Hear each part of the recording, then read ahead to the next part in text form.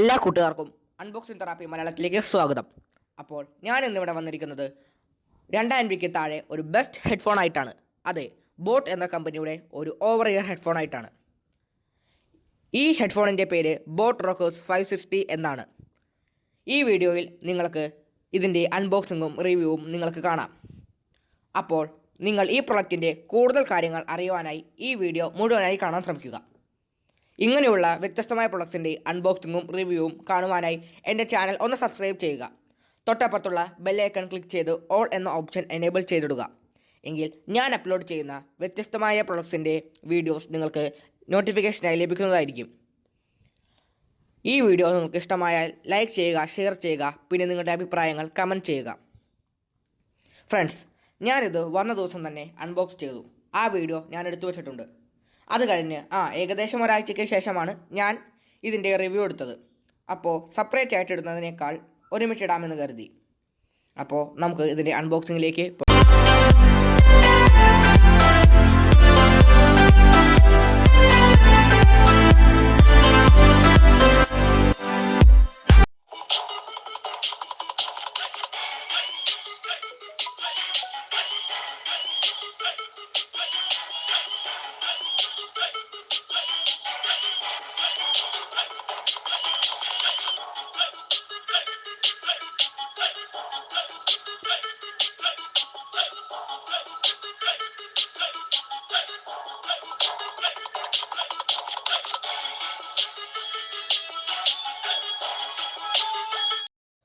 ആദ്യം തന്നെ ഈ ബോക്സിൻ്റെ പുറത്ത് എന്തൊക്കെയാണ് കൊടുത്തിട്ടുള്ളത് എന്ന് നോക്കാം.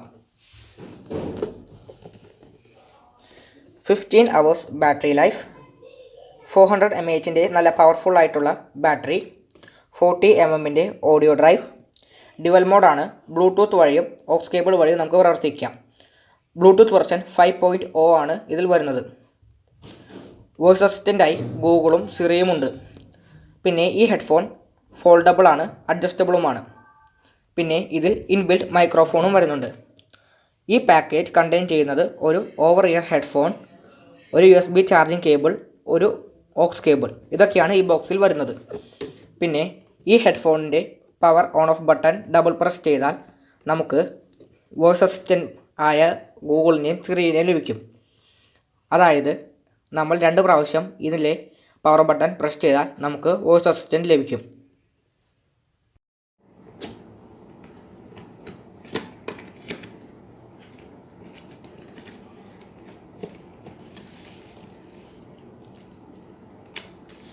ആദ്യം തന്നെ ഒരു ഹെഡ്ഫോൺ, നമുക്ക് അതിലേക്ക് വരാം. അതിനു മുമ്പ് ഇതിൽ വേറെ എന്തൊക്കെ ഉണ്ടെന്ന് നോക്കാം.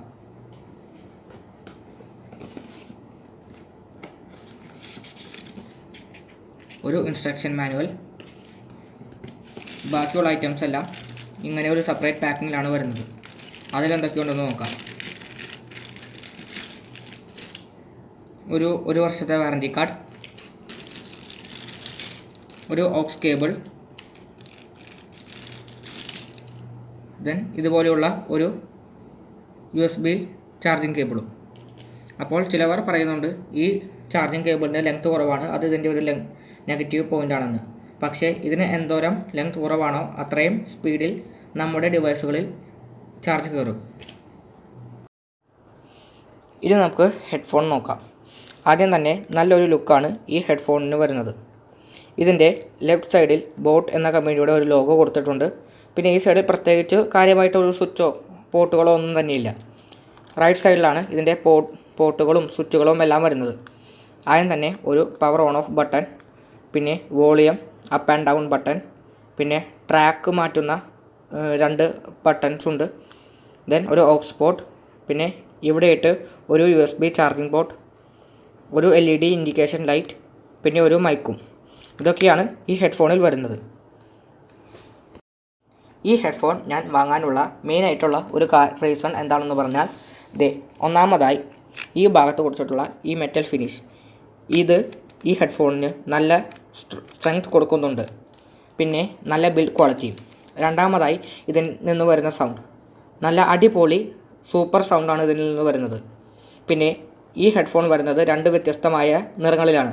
ഒന്ന് ഫ്യൂരിയസ് റെഡും രണ്ടാമതായി ആക്റ്റീവ് ബ്ലാക്കും. നമ്മുടെ കയ്യിൽ ഇന്നുള്ളത് ഫ്യൂരിയസ് റെഡാണ്. റിവ്യൂയിലേക്ക് പോകാം. ഫസ്റ്റ്, എനിക്ക് ഇതിൽ തോന്നിയ കുറവുകൾ പറയാം. ഇതിൻ്റെ പ്ലേബാക്ക് ടൈം 15 hours എന്നാണ് കമ്പനി പറയുന്നത്. പക്ഷേ അത്രയും നേരം കിട്ടില്ല. ഒരു 11 to 12 hours മാത്രമേ കിട്ടുകയുള്ളൂ. ദെൻ ഫുൾ ചാർജ് ആവാൻ കമ്പനി പറയുന്നത് 2.5 hours ആണ്. പക്ഷേ നമുക്ക് ഏകദേശം 3 to 3.5 hours വേണം. പിന്നെ എല്ലാ ബ്ലൂടൂത്ത് ഹെഡ്ഫോണുകൾ പോലെ തന്നെ ഓക്സ് കേബിൾ വഴിയാകുമ്പോൾ കുറച്ചുകൂടി ശബ്ദം ഈ ഹെഡ്ഫോണിന് കൂടുതൽ ലഭിക്കും. ഒരു കാര്യം കൂടി, ഈ കാര്യം എനിക്ക് മാത്രം തോന്നിയതാണ് എന്ന് എനിക്ക് തോന്നുന്നു. ഈ ഭാഗത്ത് കൊടുത്തിട്ടുള്ള ഈ ഒരു ഫോൾഡബിൾ ഡിസൈൻ, ഇത് നമ്മൾ ഫോൾഡ് ചെയ്യുമ്പോഴും അൺഫോൾഡ് ചെയ്യുമ്പോഴും ഈ ഭാഗം പൊട്ടുമോ എന്ന് എനിക്കൊരു പേടി. പക്ഷേ ഞാനിത് കുറേ നേരം ഇതിങ്ങനെ ഫോൾഡും ചെയ്തും അൺഫോൾഡ് ചെയ്തും നോക്കി. ഇത്ര നേരം കുഴപ്പമൊന്നുമില്ല. പ്ലാസ്റ്റിക്കിന് അത്യാവശ്യം കട്ടിയുണ്ട്, എന്നാലും കുറച്ചും കൂടി കട്ടിയാവാമായിരുന്നു. അപ്പോൾ നമുക്ക് പേടിക്കേണ്ട ആവശ്യമില്ല ഇത് ഒടിയോ പൊട്ടോ എന്നൊന്നും. ഇനി നമുക്ക് ഇതിൻ്റെ കുറച്ച് നല്ല വശങ്ങൾ നോക്കാം. ഫസ്റ്റ്, ഇതിൻ്റെ സൗണ്ട്. നല്ല സൂപ്പർ HD സൗണ്ട് ആണ് ഇതിൽ നിന്ന് വരുന്നത്. നല്ല ക്ലാരിറ്റി ഉണ്ട്. പിന്നെ കോളിങ്ങിലും ഒരു പതർച്ചയോ ഒന്നും തന്നെ ഇതിൽ നിന്ന് നമുക്ക് വരില്ല. നല്ല ഡിസൈൻ, അത്യാവശ്യം നല്ല സ്പീഡിൽ വർക്കാവുന്ന വോയിസ് അസിസ്റ്റൻറ്റ്, എവിടെയും കൊണ്ടു നടക്കാൻ പറ്റുന്ന രീതിയിലുള്ള നല്ല അടിപൊളിയായിട്ടുള്ളത് ഇങ്ങനെ മടക്കാൻ പെട്ടെന്ന് പറ്റുന്ന നല്ല ഫോൾഡബിൾ ഡിസൈൻ. വോയിസ് ക്യാൻസലേഷൻ്റെ കാര്യത്തിൽ ഇത് നമ്പർ 1 ക്വാളിറ്റി.